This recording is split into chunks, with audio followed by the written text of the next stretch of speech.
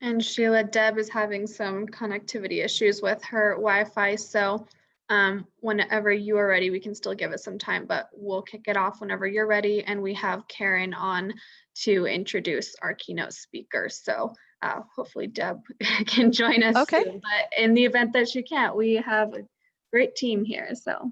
All right, well, let's go ahead and get started then, because it's important to launch day 2, and your time is important. So thank you, everybody. Good morning again, and welcome to day 2 for the New Mexico Technology Council's 2020 Virtual experienceIT Conference. I am Sheila Mendez, the board chair, and also the Director of Operations Technology and the PPMO at PNM Resources. The New Mexico Technology Council is a member-driven organization, with our focus on supporting the technology community through, professional development and networking and public policy and workforce development initiatives. And so I encourage you that if you are not a member yet, please seek us out and learn some more information. We'd be happy to share everything that we have to offer for our members. Now, we really hope that yesterday you enjoyed day 1 and got to hear, our keynote speaker yesterday, Paul Boris, on digital transformation and industrial IoT, right? The Internet of Things. Or maybe you got a chance to listen to sessions on whether it's on smart communities in the panel, or cybersecurity, or artificial intelligence, by Unity BPO, or digital transformation case study by Mr. Jensen regarding Memorial Sloan.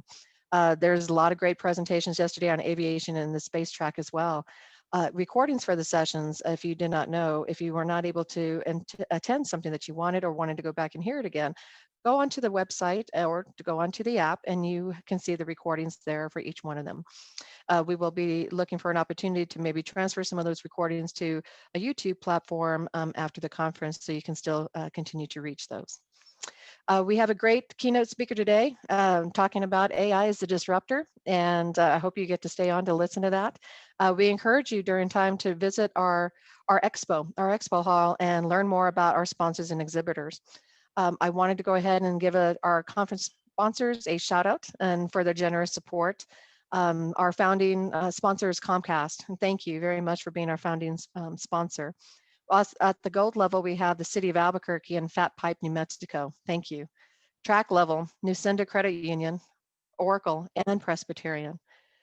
And then on the sapphire level, A&M, ABBA Technologies, CenturyLink, Cisco, Kosh Solutions, New Mexico Manufacturing Extension Partnership, and Tech Systems.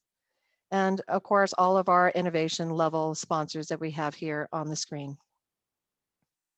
I do want to thank the continued generous support of all of our New Mexico Tech Council community partners shown here on the slide. We have a lot of good partners throughout the entire state, and none of this would be possible without all of you, so thank you. We have a grateful, and I'm very grateful that we have such a wonderful board, very engaged board, who have come together to help with all the different, we come from different fields, right? Different respective technologies, different backgrounds, and I'd like to thank them for all their continued support in helping us achieve a fantastic virtual event. And of course, our staff, Ava, Mary, and our executive director, Deborah, they have done a fantastic job in bringing this together and to ensure that you have a very useful and a very wonderful experience for this conference. So I say, roll up your sleeves and get your favorite coffee or tea and get ready to engage in day 2 of our conference. So thank you for joining us. So Deborah's on, but Deborah, do you have anything you'd like to share? If not, I'll turn it over to Karen to introduce our keynote speaker. That sounds great. Thank you everyone for joining us again today. And we're going to have a great presentation by Neil today. So really looking forward to it. Thank you, Sheila. Look forward to it. Yes, Karen, love to go ahead and turn it over to you to introduce them. So thank you very much. Thanks, Sheila. Well, I do have the great honor today of introducing you to our keynote speaker, Neil Sahota. He is an IBM Master Inventor, Artificial Intelligence Advisor to the United Nations, author of the book, Own the AI Revolution, and a professor at UC Irvine.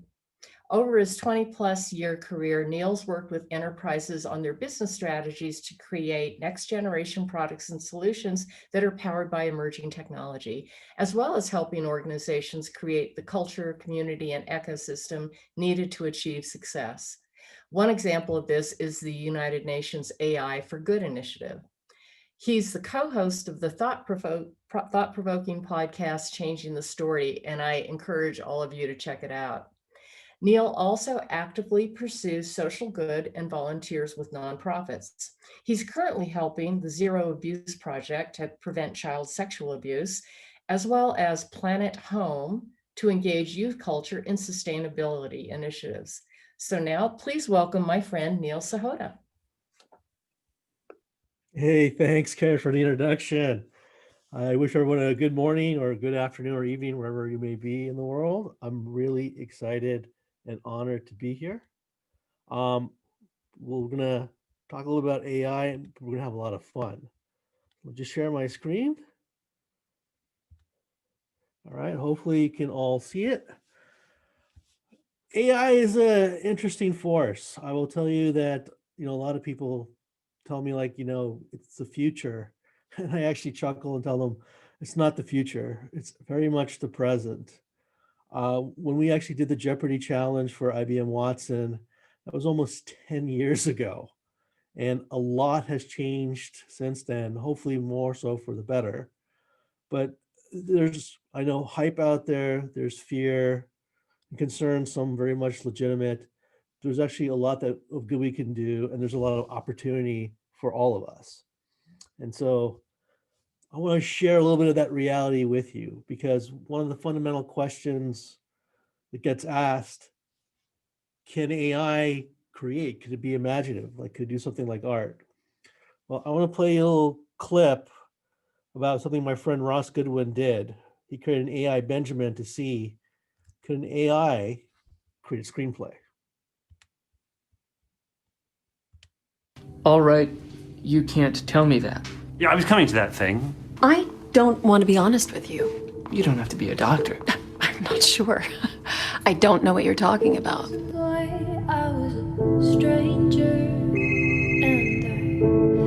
I just wanted to tell you that I was much better than he did.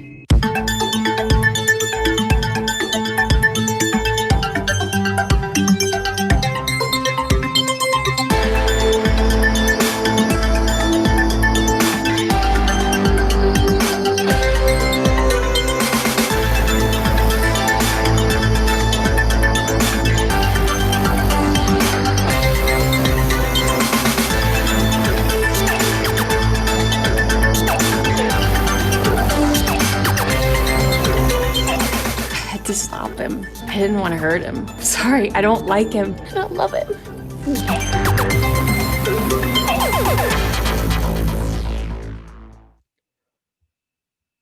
So oops, I gotta get rid of that. I did, okay. So can AI create? Well, we saw Benjamin write a screenplay, an original screenplay. But the truth is, AI can only do what we teach it to do. And we don't know how to teach imagination. We don't know how to teach creativity. So the answer to the question so far is actually no. But everyone has asked me, how in the world did Benjamin create a film script then? Well, we can teach AI anything that we can commoditize. And it just so happens when it comes to movies, there's only 12 archetypes that embody every movie ever made. So my buddy Ross essentially taught Benjamin those 12 archetypes, a little bit about plot and dialogue, and you saw Benjamin's first take at a film script. It's a little quirky, some of it probably didn't quite make sense. It was his first time trying this. Imagine how good it'll be by its 100th time. But it's not something that we normally think about when it comes to AI. So let's kind of level set for a second and say, what exactly is AI? Well, it's a machine, it's a computer that mimics human thinking. So we're not giving it the algorithms, we're not telling them here's the decision tree or the path you have to follow. We're giving it something that we call a ground truth. So rules on how to make decisions. Then we give it lots and lots of data, and much like we do as people, we observe, we apply our experiences. It learns and looks for patterns and how to connect those hidden dots together to draw conclusions. So in fact, AI writes its own algorithms. And there's three core pieces around this that we have to include for AI. So the first is this concept of machine learning. where it learns from the data. We're not actually programming it. It makes these connections to the data. The second is the ability to actually understand natural language. That's hard for a machine. Think about how we talk. There's a lot of slang, jargon, idiom. If I told everyone that I'm feeling blue because it's raining cats and dogs, most people would know what I'm talking about, right? I'm feeling sad because it's raining really hard. But imagine telling that to a computer. What does the computer think? Well, somehow Neil has physically turned the color blue because small animals are falling from the sky. That doesn't compute. And for better or worse, search engines like Google have taught us to focus on keywords and try and take things literally. AI doesn't do that. It's looking at the context of the conversation. It's looking at grammar and syntax. It's trying to infer meaning, not just take things literally. And this leads us to the third component, which is that we interact with AI more naturally, like it's another person, and it's just like a program. Take Google. Go in, you type in, show me restaurants near me, but not pizza. It's actually going to show you a bunch of pizza places because it sees that keyword pizza, right? It doesn't intuitively understand, and it's not like it can just say some of those things. Like, I'm looking for this, but exclude these things. It doesn't quite work too well. With AI, that's not the case. In fact, AI, it'll be more like a conversation with a friend. I mean, let's say that there's an AI that happens to know about bicycles. I could go to it and say, yo, I want to buy a bicycle. The AI will probably come back and say, well, Neil, why do you want one? All right, good question. I want to get back in shape. I got to lose all the COVID weight. All right. How often do you think you ride your bicycle? I'll probably ride it like 4 or 5 times a week, probably an hour at a time. All right. And where would you ride your bike? Probably ride just in the neighborhood. Great, Neil. Here's the bike I recommend for you. So it really simplifies my process. So rather than go through 50 bazillion web pages, it literally is just having a conversation like a best friend that happens to know about bikes and simplify the process.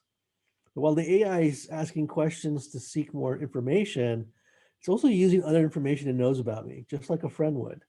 It's probably thinking there, well, Neil doesn't like to spend a lot of money on stuff. So he probably doesn't want an expensive bike. Neil tends to be a pretty busy guy. He says 4 or 5 times a week. It's probably like once a week. So it's like something that really knows you, knows about bikes. It can give you a much better answer just based through its knowledge and experience. So it's really this combination that makes up AI. What can we actually do with it? Well, I worked on a project called Watson Debater. And essentially was to see not just trying to do simple tasks, but could AI do more complex cognitive tasks? Could it like debate a person and maybe even persuade people? So I'm gonna play just another quick video, and show you a little bit about what happened. I would like to offer a different view. It's one small step for machine, one giant leap for machine kind. IBM's newest artificial intelligence system took on experienced human debaters and won a live debate. Subsidizing space exploration is like investing in really good tires. It may not be fun to spend the extra money, but ultimately both you and everyone else on the road will be better off. Called Project Debater, the system scans hundreds of millions of articles and journals to develop its position on a topic. Then it creates a narrative to support its argument. It has to be able to understand language in a way that will enable it to figure out what are arguments that support its stand of the debate. So we have developed a machine learning algorithm. It has neural networks, deep neural networks in it. It has other machine learning technologies in it. Project Debater took part in 2 debates, each consisting of an introduction, a 4-minute rebuttal, and a concluding statement. And in the second debate, the Project Debater actually convinced 20% of people to change their minds in favour of it. The AI even predicted and rebutted arguments before the human opponent made them. They were learning what is the rationale behind how a debate is structured. How do you build an argument to make it persuasive? IBM's Human Computer Challenges began in 1997 when Deep Blue beat world chess champion Garry Kasparov, and in 2011, IBM Watson won Jeopardy! But its researchers say Project Debater has applications beyond just winning debates, like in the legal and financial fields. What we are trying to develop is a demonstration of technology that has a lot of power to aid human beings to expand their mind, to get better insights.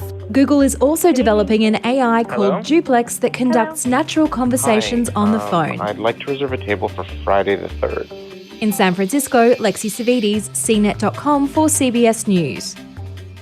Allow me to respond to some of my opponent's most recent claims.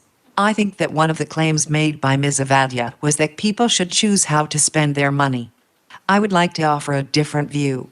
People should spend their hard-earned money as they please, but society has a duty to provide help to its people in need. We'll have the $5.99 steak special. What if?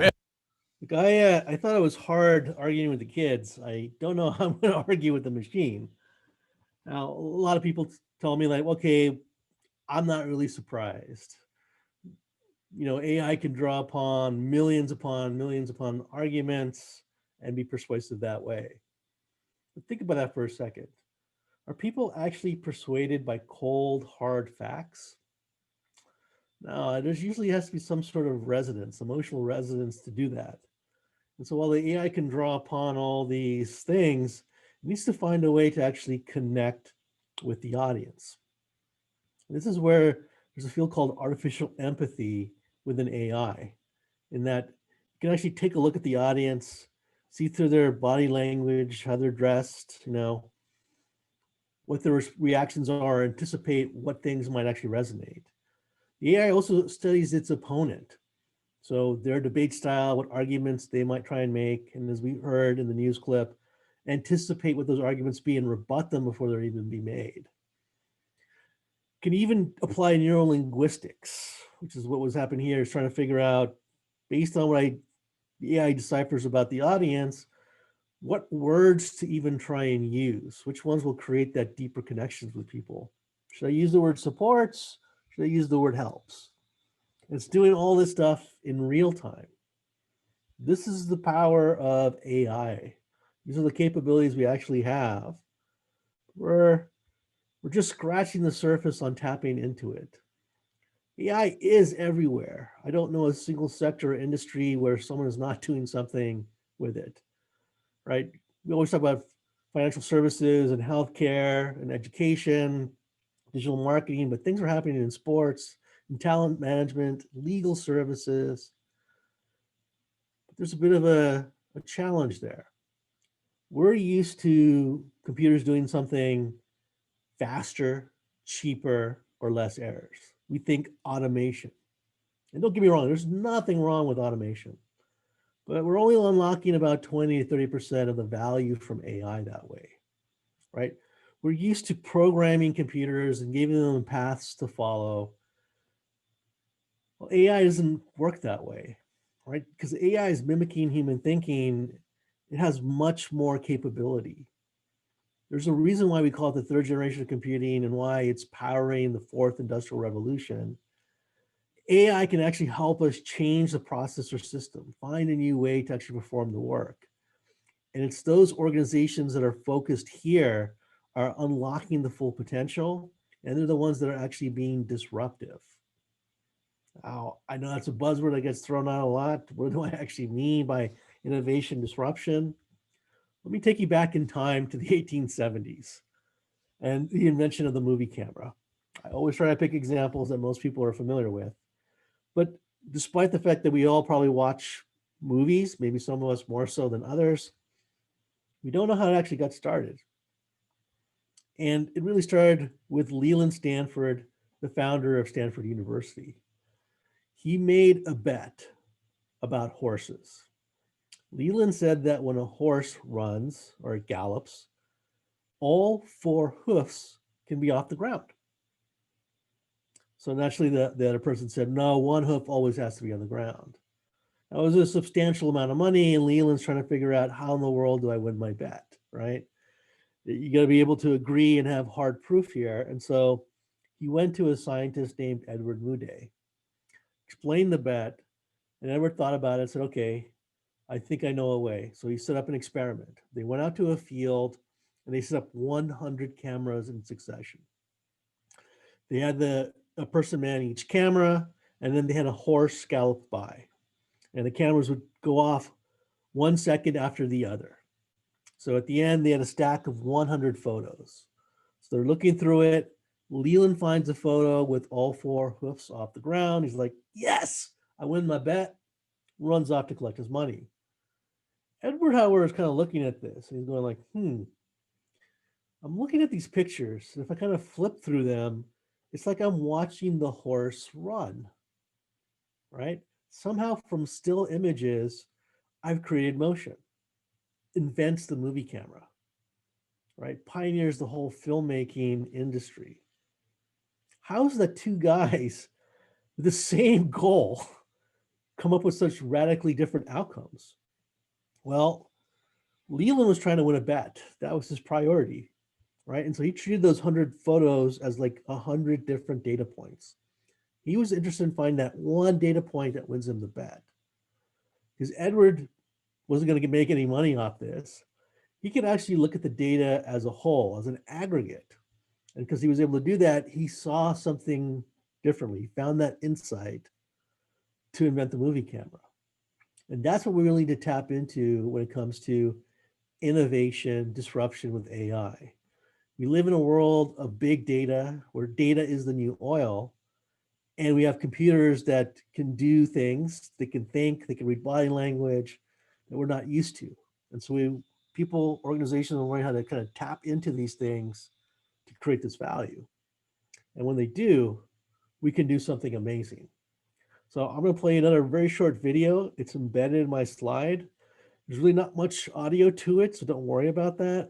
But watch what this gentleman is doing and watch what happens with that robotic arm.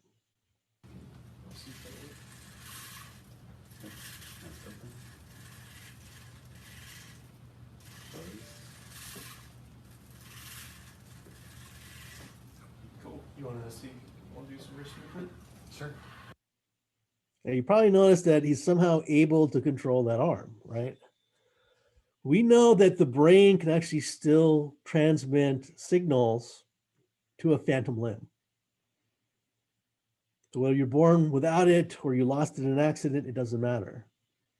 Now, you have guys like Elon Musk that have started companies like Neuralink, where they want to implant chips inside your brain, use the chips and AI to decode what your brain waves are and be able to do something like this. It's extremely complicated. There's a lot of variability. It's not an easy thing to do and probably take decades, to be honest, to decode the variability of brain waves. So how on earth did these guys do this, right? This is where marrying the domain expertise, the technical expertise yields disruption. It wasn't just a bunch of smart engineers and computer scientists working together. They had doctors and biologists as well. If you talk about that, sending a signal to a phantom limb, it's actually a process, right? It triggers a series of movements inside your body. And they realized, part of that movement is your muscle and tendons. There's less variability in that motion. So if you look just above his right elbow, you see a little black band. Well, that's an IoT sensor array. It's there to detect these slight motions of muscles and tendons. And that's where they applied AI to decode what those movements mean and translate that into a robotic arm. As a result, they're able now to restore mobility to people that have lost a limb. So we didn't have to worry about decoding brain waves. We found actually a different way of doing this by tapping into the combined power of IoT and AI. This is innovation. The other thing we have to remember is that machines think differently than we do. And we want to tap into that. We always talk about the importance of diversity and inclusion. That now means including machine thinking. So self-driving car. How do people drive? We drive with our eyes. How do self-driving cars actually drive? Well, they started off with cameras because we drove with our vision. The first kind of generation of self-driving cars focused on camera data, until one day there was a guy in his Tesla, and he was driving, He had his autopilot on because he was busy watching Harry Potter. I'm not joking. He was watching Harry Potter. And so he never noticed that a truck had wiped out on the highway. And even though you could probably see it about 300 yards out and see the truck bed blocking the highway, he never noticed. He's watching Harry Potter. The autopilot also never saw the truck bed. It just got closer, it never stopped. It ran right through it and ripped the top of the car off. And everybody's like, how on earth could this have happened? How could you have missed that? Well, the truck bed was white and it was a cloudy day. And so it blended into the background. It wasn't distinct enough for those cameras to pick it up. And that's when it got people thinking like, wait a second, why are we relying on camera data?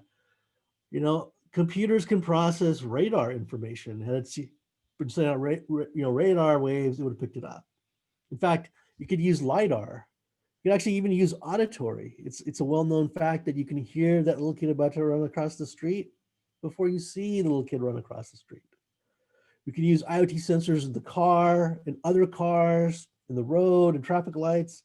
Essentially, a self-driving car knows exactly what's around that blind curve before it makes the blind curve.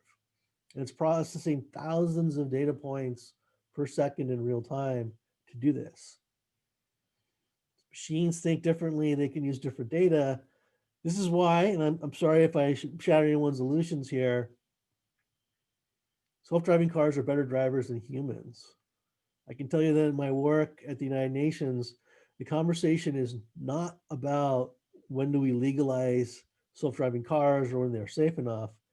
The real question is, when do we ban human drivers? Because they're the ones that actually introduce more variability in the system.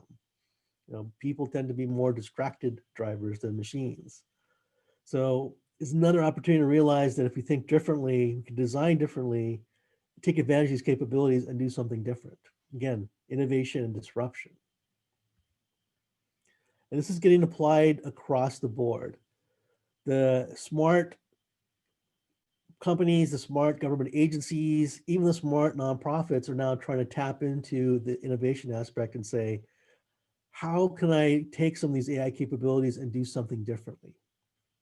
So one of the areas in medicine is to actually combine AI and VR, AR, XR, and actually now be able to examine a person, much like you're seeing right now, without having to do any kind of invasive surgery, to actually see the picture, know where things should be, and do some comparisons through this technology. It's still, it's an infancy, but that's where the motion is. There's actually now using some external like light sensors, they're able to kind of map out a human heart.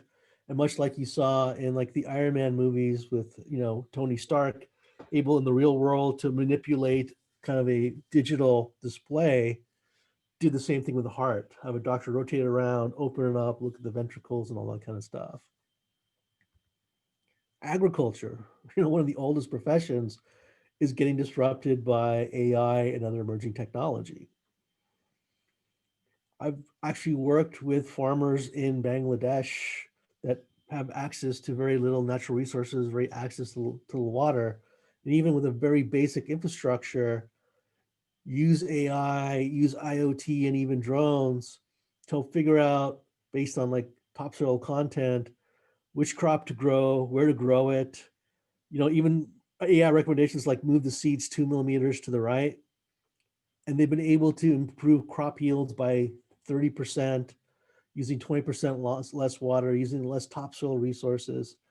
We actually have the ability to grow more food with less resources now because of AI and this technology. And then there's legal services, which seems to blow a lot of people's minds, right? You have great companies like Legalmation and Ross and Abrevia.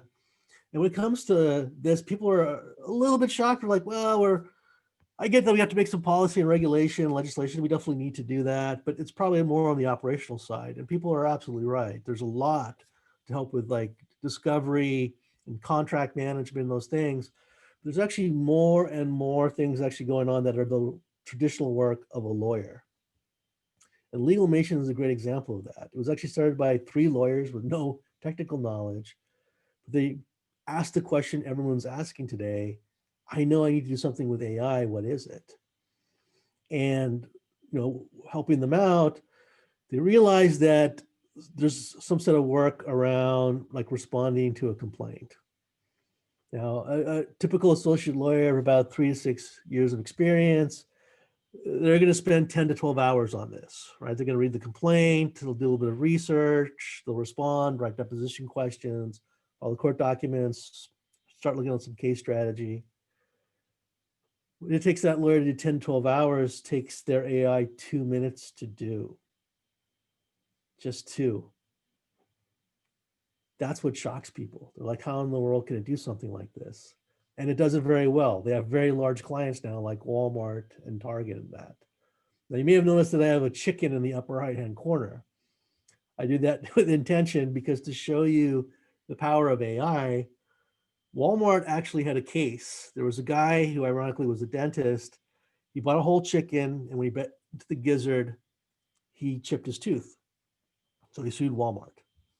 Normally, Walmart probably would have just tried to settle out of court to save just on legal costs and other things. I don't know what Walmart would pay. Maybe it's $60,000, $80,000. I can't say for sure.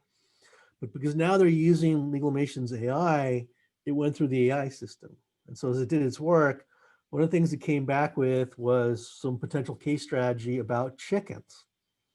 It said it's a material fact that when a chicken eats, it eats stones and they get stored in the gizzard. So the fact that the plaintiff bought a whole chicken, bit into the gizzard, they should have been aware that they were at risk of biting into a stone. This was the argument that won Walmart the case. They won the case, they went to court, they didn't have to pay anything, right? And everyone was kind of surprised, right? Wow. And I asked several managing partners of the biggest law firms in the world, do you think you would have figured that out? And the consensus was, no, not unless that lawyer happened to grow up as a chicken farmer. There's nothing about chickens in the AI train like that. It's something it pieced together, right? This is the power of tapping into that machine thinking, the machine learning capabilities of AI. Even something like manufacturing, they're all tapping to AI, and not just, try and help on production lines and have smarter robots working. You have companies like GE and Siemens now essentially enacting AI bosses. So the AI is now scheduling human and machine work. It's trying to optimize things around setup and setting up the lines, all these types of things, with the intent that in the future, probably the entire direction, task assignment, scheduling of everything will actually be done by AI systems. So they've already taken one big step towards that. So again, not an area that a lot of people think about because they're not realizing that AI can tap into some of these things, these capabilities. Again, they're very new, and that's where people struggle. You have to learn what they are to be able to use them. Marketing is another great example. Historically, we've been focused on demographics, household income, age, gender, location. With the initial wave of AI about 8 years ago, people started tapping into sentiment analysis. So are the comments made about my product or my concert, wherever it is, positive, negative, neutral? We've moved way beyond that now into psychographics. AI can actually now extract, without you telling it anything, just through your Facebook posts, your Instagram pictures, or even your LinkedIn profile, do a full psychographic profile.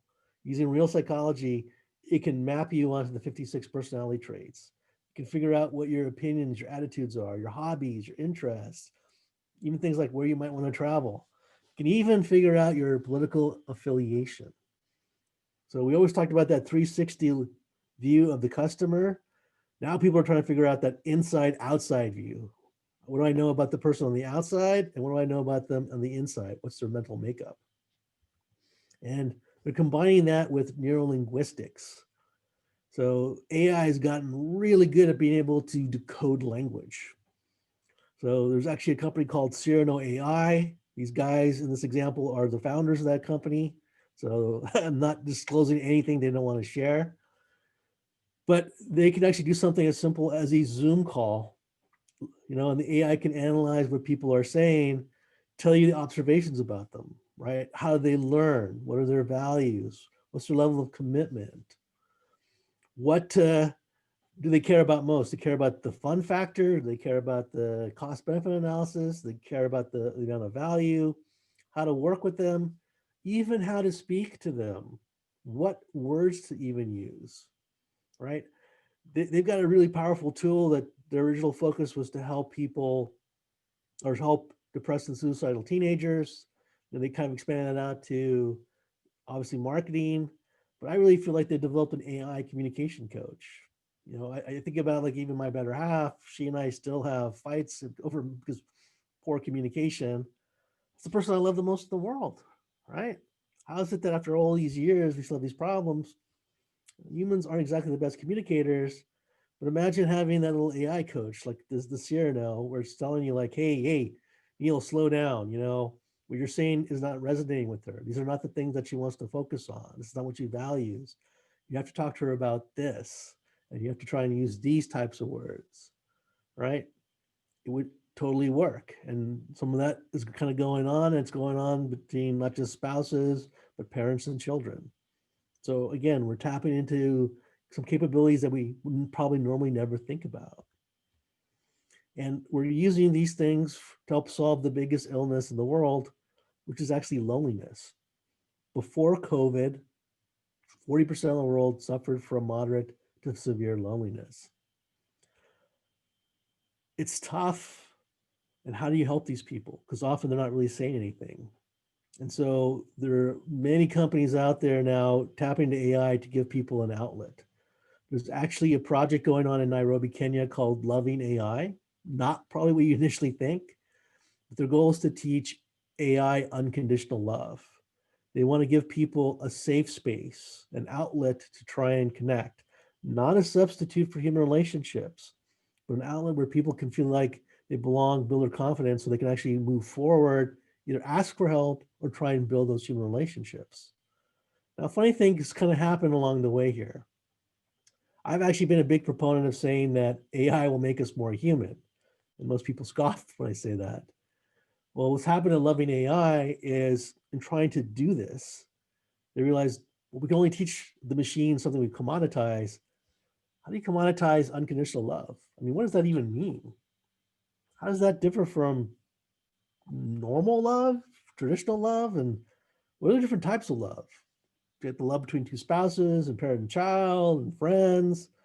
And so it's wound up not just being this, creating this AI solution, it's become this deep exploration into what it means to be human.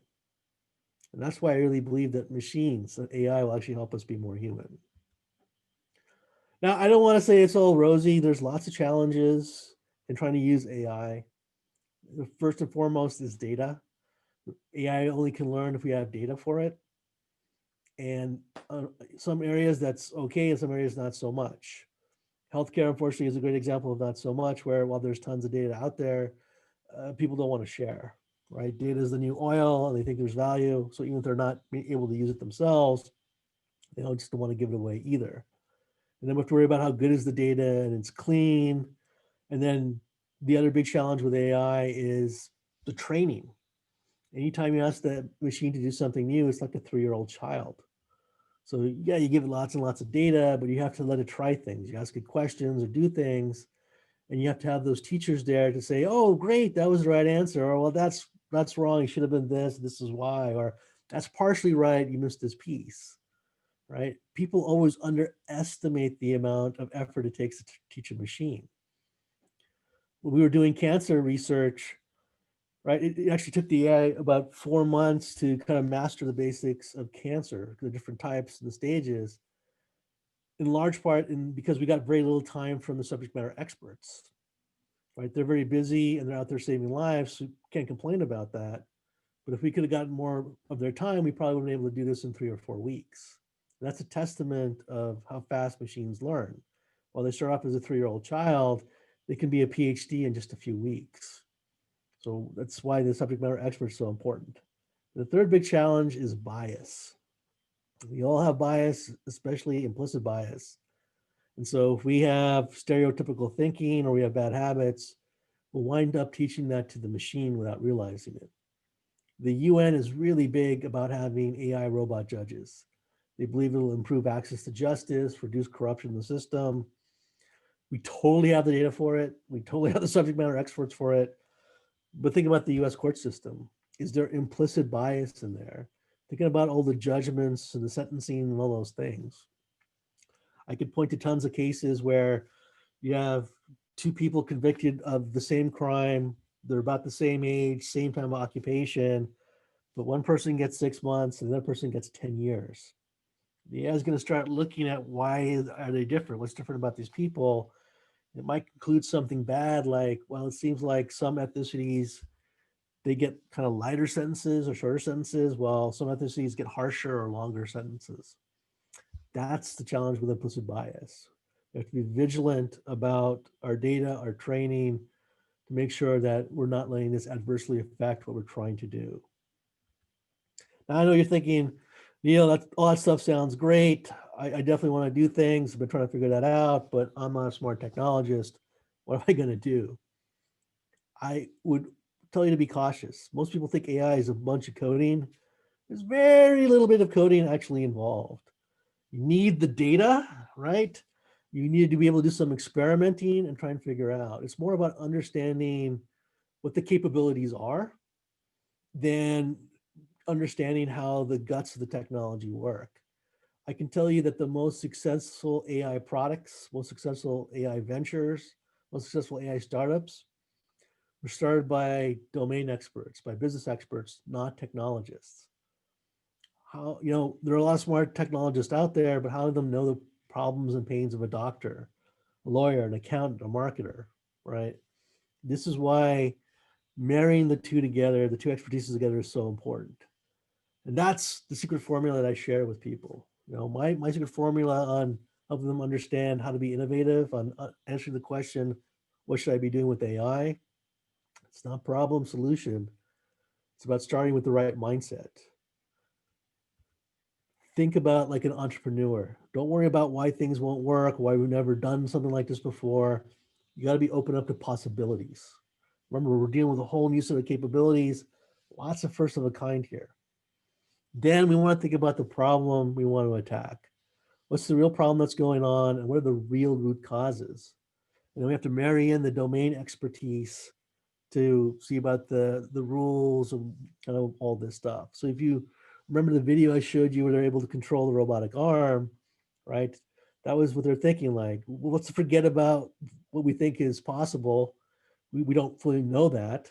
Open up our minds and say, like, we want to restore motion to a person without a hand, right? What's the problem? They don't have a hand to control. The signal comes through, bring in the knowledge of doctors and biologists, and suddenly we have an opportunity. We have what I call the art of the possible. Take that art of the possible, the opportunity, marry it in with a technical expertise, right? What are the capabilities that we have? We look at the infrastructure. So these are the constraints. Like, do we need high-speed Wi-Fi? Do we need super powered computers, whatever it might be? Constraints what we can do, and thus we have our solution. This is the magic formula and how you can be able to figure out something to do with AI that will be successful and works. And it's being used everywhere, right? Art meets AI. People are shocked how much stuff is going on. There's so many artists using AI dancers, right? Mio on the left over here created an AI dancer that never saw a human dance. It does some very interesting moves like a human does. It does some crazy moves no human can do. And it's happening in music, in painting, in sculpture, across the board. And I think this is the other thing that we think about entrepreneurial mindset. If you think about social enterprise, social entrepreneurship, social good. It doesn't have to be about just making money. It doesn't have to be just about trying to help people like a nonprofit. You can combine both. And a great example of that is Snotbot. I'm not joking. It is called Snotbot. So Ocean Health Alliance is combined drone technology with AI. And what it does is these drones follow whale pods. And when a whale essentially blows its blowhole, it's blowing its nose, the drone swoops down, has petri dishes on top of it that collect the whale mucus. AI then analyzes the different components, the water, the bacteria, the crustaceans, the algae, the kelp, and so forth. And it knows it's a jigsaw puzzle. And so it starts snapping those pieces together to create the picture of the local ocean health system. This is not something we normally would be able to think about doing. It's really hard for us to snap those pieces together. And Ocean Health Alliance says if we even try to do something like this, we'd have to get a boat or buy a boat, rent a boat, staff it with 12 people, they're each working on different pieces, collect this information, do all this analysis, and then get everyone together and figure out how we snap the pieces together. They estimate that what SnapBot does in one day would probably take them 7 to 10 days to do with a human crew of 12 people. So a little bit of automation, but they had never thought about being able to do this before until they tapped into AI technology. So that's the big question I get asked. Can technology save the world? I think it can help. It's not going to save it by itself, but it can definitely help. And as you heard when Karen introduced me, this is one of the reasons why I helped the UN start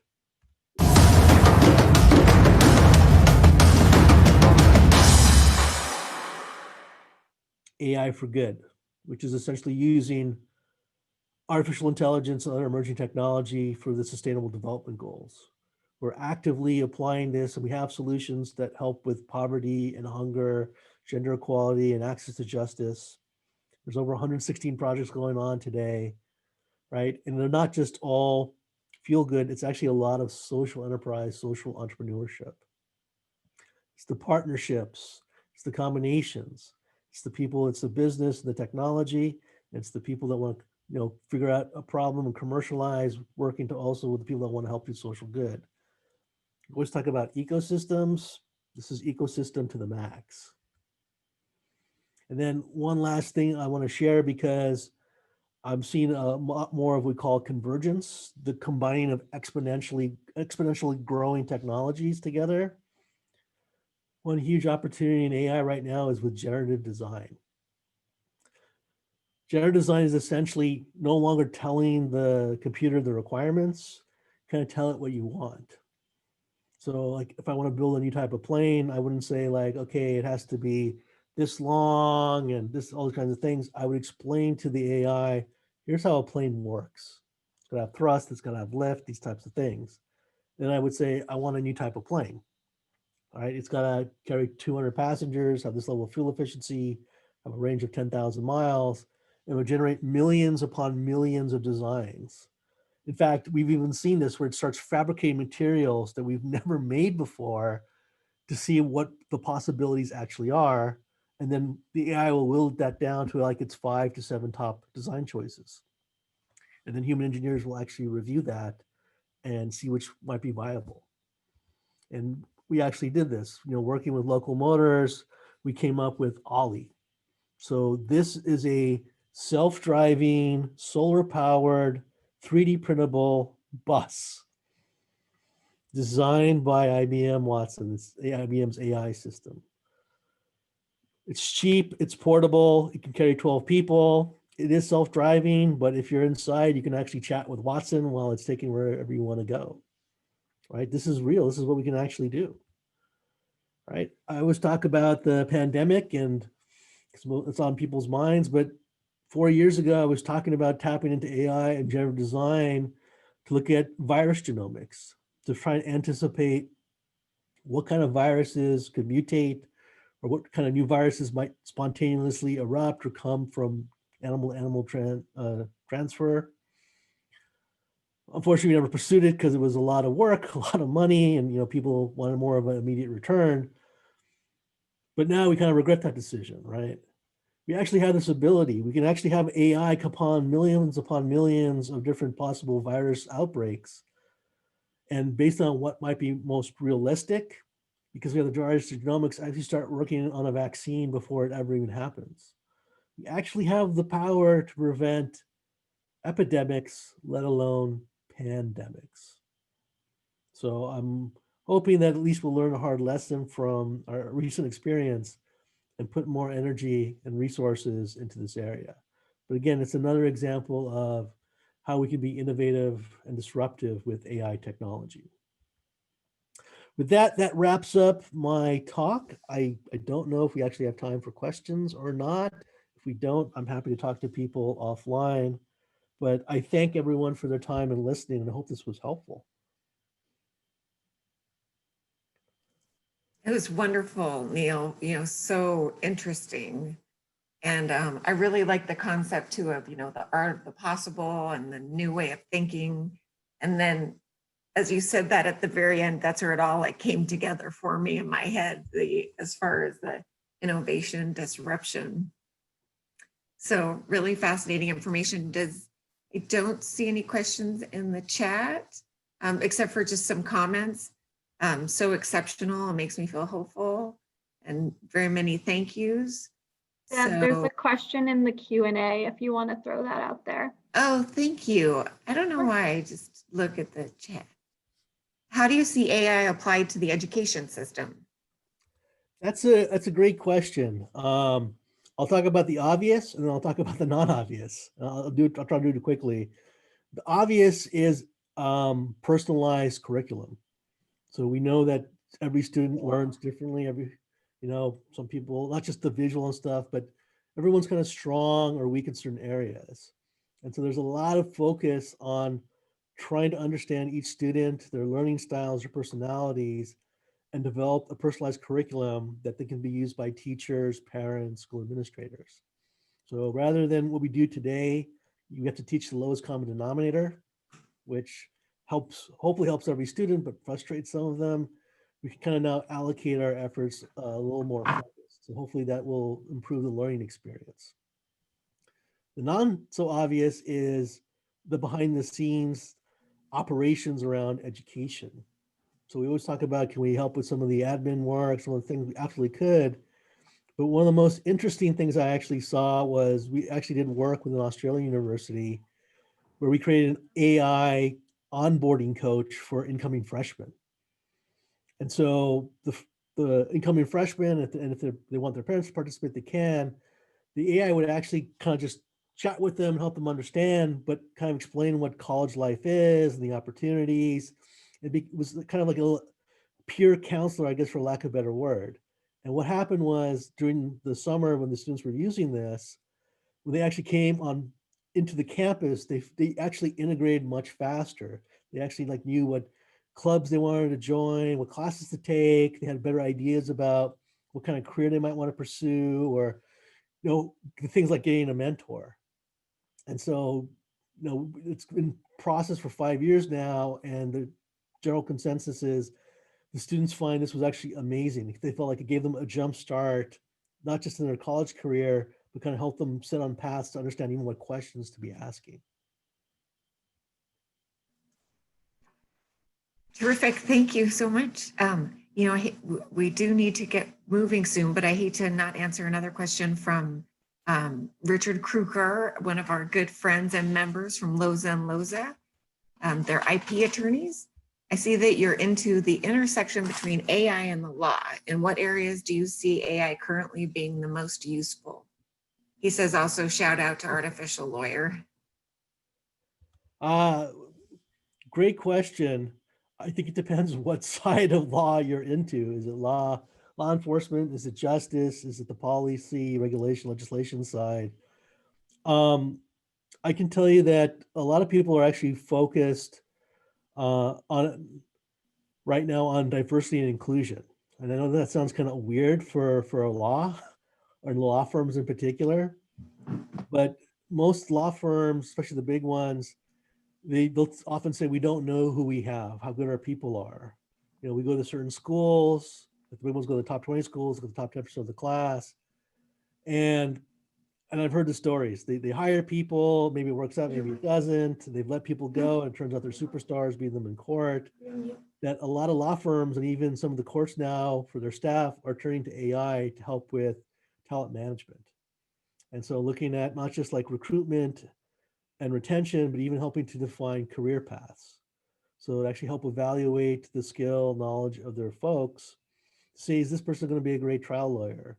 Or are they going to be a good researcher? Or are they going to be a rainmaker? And this is public, so I can share this. O'Melveny is actually using AI as part of its recruiting cycle. So if you want to go work there, they no longer just apply for a job or take resumes. You have to register to play a game. And the game is run by AI. And what it does is it puts you through different types of tests, and it's a little bit different for everybody, but it's trying to evaluate who you are, what your work style is, and will your work style, your personality fit into the O'Melveny corporate culture. So they're trying to see is like, before you even see if you're qualified, can you not just survive, but thrive in our environment? Now, I will tell you that a lot of people are a little worried that, well, how do you figure that out? Is this going to have disparate impact? The interesting thing, O'Melveny went down this path because they wanted to improve diversity and inclusion. And they've already said, they've been doing it for about 2.5 years now. They now have seen candidates and have actually hired people they normally never would have even known about before. So that's one of the main focus areas right now in the area of law.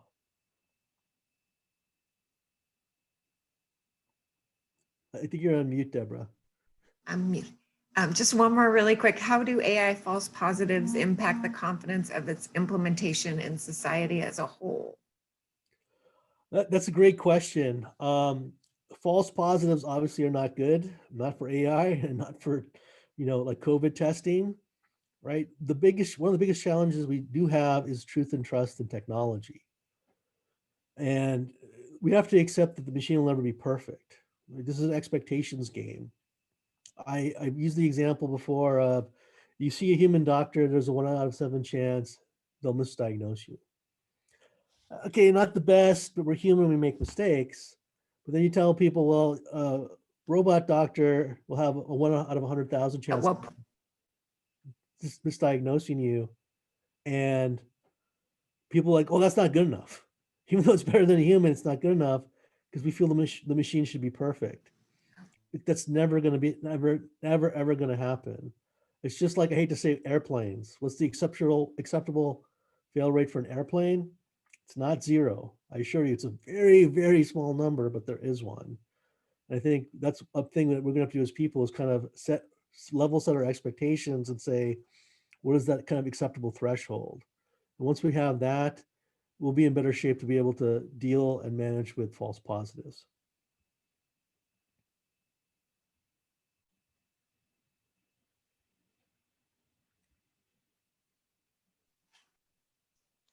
Looks like she might be frozen in time. Well, Neil, thank you so much for taking the time to, have a great discussion and a great presentation. I see a lot of things, a lot of comments coming through. They really enjoyed it. And I look forward to even going back and looking at the recording again. So really good information. And so we'll take it from here, right, Deborah? Are you ready to get ready for the next session? All right. Yep. Yep. So everyone, please take a few minutes and go to the expo hall and take a look at our wonderful sponsors that helped us support this event. And I hope you'll be able to kind of make the time today. And we've got, a number of just a lot more really great sessions for you on a variety of topics. So please stick around and come and enjoy these thought-provoking sessions that we have planned for you. Absolutely. Everybody have a wonderful morning, and we'll see you at the next session. Take care. Thanks so much, Neil. Thanks, Karen. Thanks, Sheila. Bye-bye.